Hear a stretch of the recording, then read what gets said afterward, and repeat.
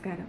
ഓരോ ആത്മഹത്യകൾ കഴിയുമ്പോഴും അതിനോട് അനുബന്ധിച്ച് വരുന്ന വാർത്തകളിൽ പിന്നെ നമ്മളെല്ലാവരും തന്നെ ഇടുന്ന പോസ്റ്റുകൾ ഒക്കെ എടുത്ത് നോക്കുമ്പോൾ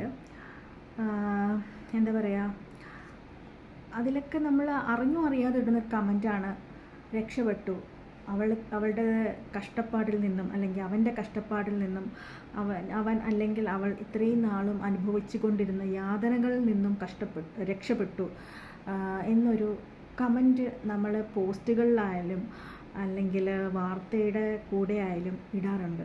പലപ്പോഴും ഞാൻ ശ്രദ്ധിക്കാറുണ്ട്. നമ്മളുടെ ഉള്ളിൽ ആ തീവ്രമായ വേദനയിൽ നിന്ന് നമ്മൾ എഴുതിയിടുന്നതാണ്. പക്ഷേ അങ്ങനെ ചെയ്യുമ്പോൾ കുറേ പേർക്കെങ്കിലും അവരനുഭവിച്ചുകൊണ്ടിരിക്കുന്ന പ്രശ്നത്തിന് ഇതാണൊരു പരിഹാരമെന്ന് തോന്നും. പ്രത്യേകിച്ചും ഇപ്പോൾ ലാസ്റ്റ് ആണെങ്കിൽ എൻ്റെ ഒരു സുഹൃത്താണ് ഡോക്ടർ ധനലക്ഷ്മി. 2007 തൊട്ടേ എനിക്ക് അവരെ അറിയാം. അവർ അധികം പേഴ്സണലായിട്ടുള്ള ഒരു വലിയൊരു ബെസ്റ്റ് ഫ്രണ്ട്സോ അങ്ങനെ ഒന്നും അല്ലെങ്കിലും അറിയാവുന്ന ഒരു വ്യക്തിയാണ്. അവരുടെ സൂയിസൈഡ് ശരിക്കും പറഞ്ഞാൽ ഞാൻ ഞെട്ടിപ്പോയി. കാരണം ഒരുപാട് പ്രതിസന്ധികൾ അവർ ഫേസ് ചെയ്തിട്ടുണ്ടെന്നാണ് എൻ്റെ ഒരു അറിവ്. അപ്പം അവരെ പോലെ പ്രിവിലേജ്ഡ് ആയിട്ടുള്ള ഒരു വ്യക്തി പോലും സൂയിസൈഡ് ചെയ്തു എന്ന ഒരു തോട്ട് ഒരുപക്ഷെ ആരുടെയെങ്കിലേക്ക് ചിന്തകളിലൂടെ പോകാം. സോ ഞാൻ പറയുന്നത്, നമുക്ക് അതിജീവിച്ചവരുടെ കഥകൾ ഒരുപാട് ഇതിനകത്ത് വരണം. ഇപ്പോൾ ഞാൻ തന്നെ എന്തെങ്കിലുമൊക്കെ എഴുതുമ്പോൾ എൻ്റെ ലൈഫ്, എൻ്റെ ജീവിതമൊന്നും വലിയ സംഭവമേ അല്ല എങ്കിൽ പോലും ഞാൻ അനുഭവിച്ച പ്രതിസന്ധികളും ഞാൻ എങ്ങനെ അതിനെ അതിജീവിച്ചു എന്ന് എഴുതുമ്പോഴും ഒരുപാട് പേര് പറയാറുണ്ട്, വിലക്കാറുണ്ട്, അങ്ങനെ ചെയ്യരുത്, പ്രത്യേകിച്ചും എൻ്റെ പ്രൊഫഷൻ ഇതായതുകൊണ്ട് തന്നെ. പക്ഷെ ഞാൻ ആലോചിക്കുന്നൊരു കാര്യം, എല്ലാവരും പ്രൊഫഷണൽ ഹെൽപ്പ്, പ്രത്യേകിച്ചും കൗൺസിലിങ്ങിലോട്ട് വരാൻ ഭയങ്കര ബുദ്ധിമുട്ടാണ്.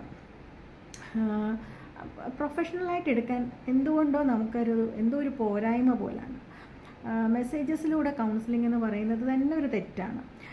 പക്ഷേ ഇങ്ങനെ പോസ്റ്റുകൾ ഇടുമ്പോൾ ആർക്കൊക്കെയോ അതിജീവിച്ച കഥകൾ എഴുതുമ്പോൾ ആർക്കൊക്കെയോ ഒരു പ്രചോദനമാകുന്നു, അവർക്കൊരു ഹെൽപ്പാകുന്നു എന്ന് എനിക്ക് തോന്നാറുണ്ട്. സോ അതിനകത്തിൽ എനിക്കൊരു തെറ്റ് തോന്നാറില്ല. നമ്മൾ പ്രകടനങ്ങളാണ് അധികവും മനുഷ്യന്മാർ ശീലിച്ചിരിക്കുന്നത്. പ്രതികരണം, സ്വന്തം ജീവിതത്തിനോട് നേർക്കുനേരെ നിന്ന് പ്രതികരിക്കുക എന്നുള്ളത് വലിയൊരു കാര്യമാണ്. അപ്പോൾ ഈ പോസ്റ്റുകളിലും മറ്റ് വാർത്തകളിലുമൊക്കെ ഇങ്ങനെയുള്ള സെൻറ്റൻസ്, രക്ഷപ്പെട്ടു, ഈ കഷ്ടപ്പാടിൽ നിന്നും രക്ഷപ്പെട്ടു എന്നൊക്കെ ഉള്ള കമൻസ് ഇടുമ്പോഴും ഒന്ന് ശ്രദ്ധിക്കുക. ഇതൊരു എന്തോ ഓരോ ആത്മഹത്യകൾ കഴിയുമ്പോഴും ആർക്കൊക്കെയോ ഇത് തന്നെയാണ് മാർഗം, എനിക്ക് വേറൊരു വഴിയുമില്ല രക്ഷപ്പെടാൻ, അവർക്ക് പോലും പറ്റുന്നില്ലെങ്കിൽ ഞാനെങ്ങനെ ജീവിക്കും എന്നൊരു ചിന്ത വരും, അല്ലേ?